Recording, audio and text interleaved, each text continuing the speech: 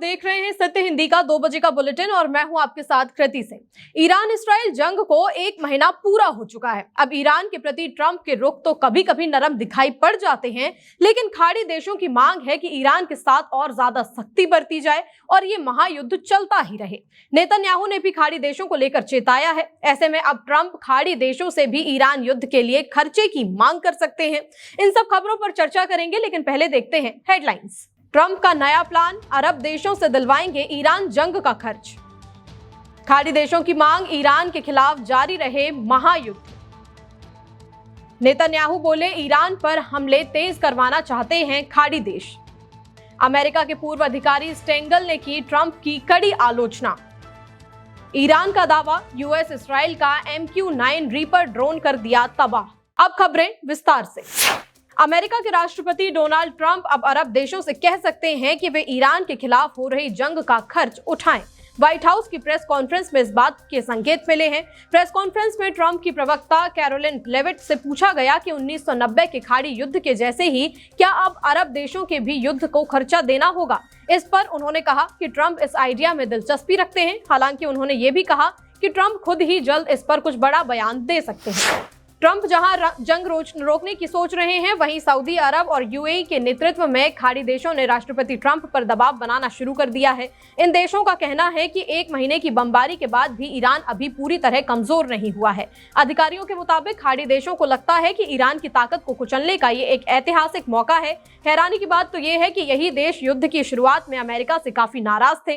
तब उन्होंने शिकायत की थी कि हमले से पहले उन्हें भरोसे में नहीं लिया गया और उनकी चेतावनियों को नजरअंदाज किया गया। लेकिन अब इन देशों की राय बिल्कुल बदल चुकी है। हालांकि इस मुद्दे पर खाड़ी देशों के बीच थोड़ी फूट भी दिखाई पड़ रही है। इसराइल के प्रधानमंत्री बेंजामिन नेतन्याहू ने कहा है कि खाड़ी देश अब अमेरिका को ईरान के खिलाफ अपनी कार्रवाई तेज करने के लिए प्रोत्साहित कर रहे हैं। उन्होंने न्यूज़मैक्स चैनल को दिए एक खास इंटरव्यू में ये बात कही। नेतन्याहू का कहना है कि ये देश चाहते हैं कि अमेरिका ईरान पर अब और तेजी से दबाव बनाए। अमेरिका के एक पूर्व अधिकारी रिचर्ड स्टेंगल ने राष्ट्रपति ट्रंप की कड़ी आलोचना की है। उन्होंने कहा कि ट्रंप पिछले 50 सालों में अमेरिका ने जो भी गलतियां की हैं, उन्हीं को फिर से दोहरा रहे हैं, चाहे विदेश नीति हो या देश के अंदर के फैसले। स्टेंगल ने एक्स पर लिखा कि ट्रंप का काम करने का तरीका बहुत ही खराब, बिना समझ वाला और भ्रष्ट है। उनका कहना है कि ऐसा तरीका पहले कभी नहीं देखा गया। उन्होंने ये भी कहा कि ट्रंप सच्चाई के प्रति ईमानदार नहीं है। स्टेंगल के मुताबिक ट्रंप ऐसे काम कर रहे हैं जैसे वे अकेले ही फैसले ले रहे हों और कूटनीति की जगह इसे किसी प्रॉपर्टी डील की तरह चला रहे हों। आपको बता दें कि Stengel United states department of state में बड़े पद पर रह चुके हैं और टाइम मैगजीन के एडिटर भी रह चुके हैं। ईरान का दावा है कि उसकी एयर डिफेंस ने इस्फहान के पास एक ड्रोन मार गिराया है। सेना के मुताबिक ये अमेरिका और इसराइल से जुड़ा MQ-9 रीपर ड्रोन था। इस ड्रोन का इस्तेमाल निगरानी और हमले के लिए किया जाता है। इसकी कीमत करीब 250 करोड़ रुपए बताई जा रही है। सरकारी एजेंसी के मुताबिक इस ड्रोन को मंगलवार को हवा में ही रोककर नष्ट कर दिया गया। ईरान का ये भी दावा है कि अब तक उसने कुल 146 दुश्मन के ड्रोन मार गिराए हैं। आगे बढ़ने से पहले एक नजर डाल लीजिए कि आगे बुलेटिन में कौन सी खबरें हैं। हॉर्मुज पर नरम पड़े ट्रंप, ईरान से समझौते की तैयारी। जंग खत्म करने की तैयारी, व्हाइट हाउस ने दिए बड़े संकेत। व्हाइट हाउस का दावा, ईरान को सबसे सुनहरा मौका। रूबियो का दावा, हफ्तों में खत्म हो जाएगी ईरान से जंग। अब ये खबरें विस्तार से।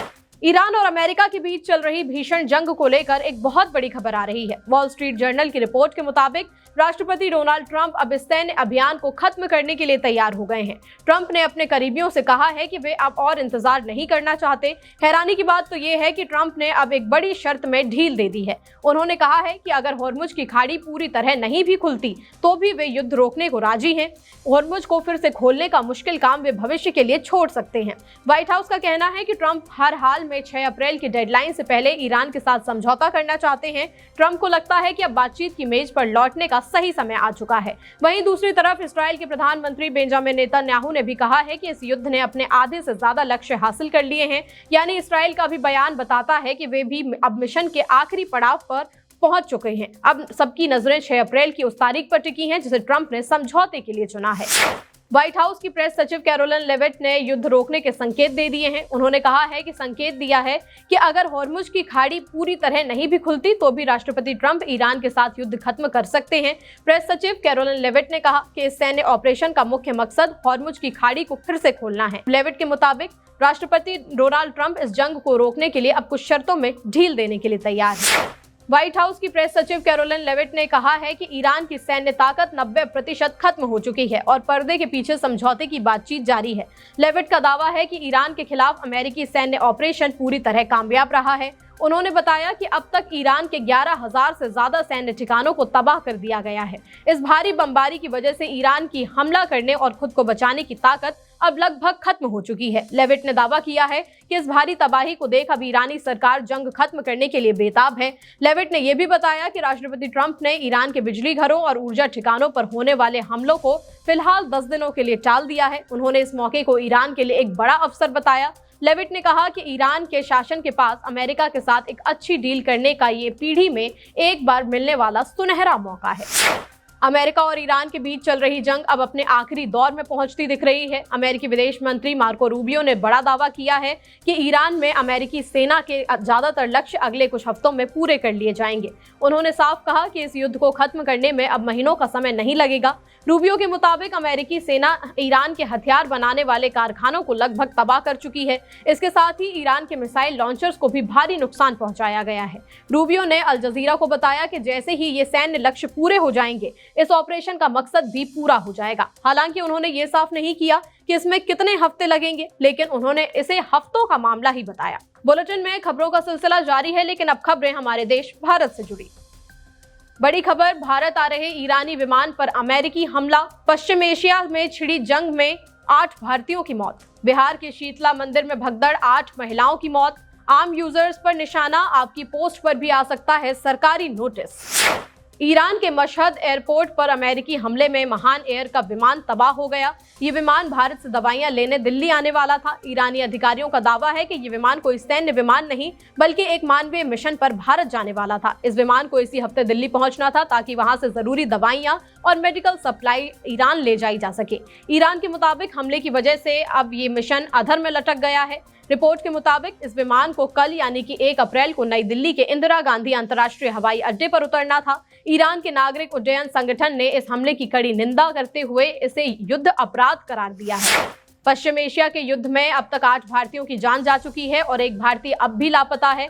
विदेश मंत्रालय ने इसकी जानकारी दी है। नई दिल्ली में हुई एक उच्च स्तरीय बैठक में विदेश मंत्रालय के एडिशनल सेक्रेटरी असीम आर महाजन ने इन मौतों की पुष्टि की है। उन्होंने बताया कि कल ही कुवैत में हुए एक हमले में एक और भारतीय नागरिक की जान चली गई है। हालांकि उन्होंने अभी तक इस मौत की वजह और हालात के बारे में विस्तार से कुछ नहीं बताया। बिहार के नालंदा जिले के शीतला टेम्पल में मंगलवार को बड़ा हादसा हो गया। मंदिर में पूजा के दौरान बहुत ज्यादा भीड़ हो गई, जिससे अचानक भगदड़ मच गई। इस हादसे में कम से कम 8 महिलाओं की मौत हो गई और कई लोग घायल हो गए। भीड़ इतनी ज्यादा थी कि लोग एक दूसरे पर गिरने लगे और हालात बिगड़ गए। घटना की खबर मिलते ही पुलिस और आसपास के लोग मौके पर पहुंचे और राहत बचाव का काम शुरू किया। बिहार सरकार ने इस घटना की जांच के आदेश दिए हैं और घायलों के लिए अच्छे इलाज के लिए कहा है। साथ ही पटना के कमिश्नर को बिहार शरीफ भेजा गया है ताकि हालात जल्दी से सामान्य हो सके। सावधान हो जाइए क्योंकि आपका मोबाइल फोन अब एक बड़े खतरे की जद में है। गृह मंत्रालय ने एंड्रॉइड गॉड मोड नाम के एक बहुत ही चालाक मैलवेयर यानी वायरस को लेकर चेतावनी जारी की है। ये वायरस असली दिखने वाले सरकारी या बैंकिंग एप्स का भेष धरकर आपके फोन में घुस जाता है। एक बार फोन में आने के बाद ये आपसे एक्सेसिबिलिटी की परमिशन मांगता है और आपके पूरे फोन का कंट्रोल अपने हाथ में ले लेता है। इससे आपका निजी डेटा, बैंक की जानकारी और प्राइवेसी बड़े खतरे में पड़ सकती है। गृह मंत्रालय ने इससे बचने के लिए कुछ जरूरी टिप्स भी दिए हैं। सबसे पहले, कभी भी किसी अनजान लिंक या व्हाट्सएप पर आए किसी भी एपीके फाइल को डाउनलोड ना करें। हमेशा गूगल प्ले स्टोर जैसे भरोसेमंद प्लेटफॉर्म से ही ऐप्स इंस्टॉल करें। अगर आपका फोन अचानक अजीब व्यवहार करने लगे या उसमें बिना जानकारी के कोई नया ऐप दिखे तो उसे तुरंत डिलीट कर दें। किसी भी ऐप को एक्सेसिबिलिटी की परमिशन देने से पहले 10 बार सोचें। डिजिटल दुनिया में अभिव्यक्ति की आजादी को लेकर एक बड़ी बहस छिड़ गई है। केंद्र सरकार ने आईटी नियमों, आईटी रूल्स 2021 में एक नए बदलाव का प्रस्ताव रखा है। इस नए ड्राफ्ट के मुताबिक अब सूचना और प्रसारण मंत्रालय यानी कि आई&बी मिनिस्ट्री किसी भी आम यूजर के सोशल मीडिया पोस्ट को हटाने का नोटिस जारी कर सकेगा। अब तक मंत्रालय सिर्फ ऑनलाइन न्यूज प्लेटफॉर्म्स को ही ऐसे नोटिस भेज सकता था, लेकिन अब आम नागरिक भी इसके दायरे में आ सकते हैं। सरकार का कहना है कि ये बदलाव केवल उन यूजर्स के लिए है जो न्यूज और करंट अफेयर्स से जुड़ा कंटेंट पोस्ट करते हैं। इसके साथ ही सोशल मीडिया कंपनियों के लिए भी नियम कड़े कर दिए गए हैं। फिलहाल इस बुलेटिन में सिर्फ इतना ही। देश दुनिया की तमाम बड़ी खबरों के लिए आप देखते रहिए सत्य हिंदी। नमस्कार।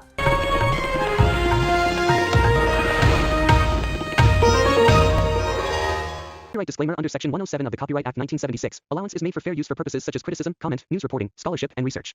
Fair use is a use permitted by copyright statute that might otherwise be infringing.